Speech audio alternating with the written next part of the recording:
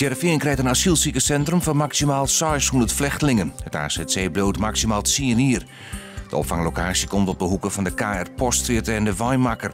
Het doel is dat het AZC een takkenmier klaar is. Om wenners we morgenmiddag bijpraten. De gemeente moet 1 november nog officieel instemmen met de komst van het AZC.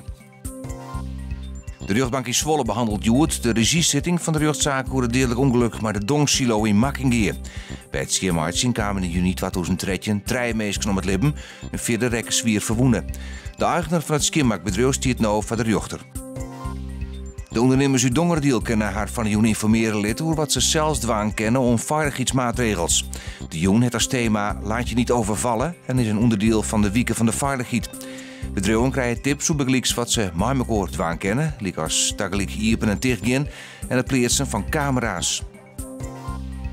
Joen heeft vannacht opklaring met bewolking en later kans op reën. Morgen bewolkt, betekent een stevige reën en het wordt een graad of 6. Er zit een matige en krachtige zuidwestenwind.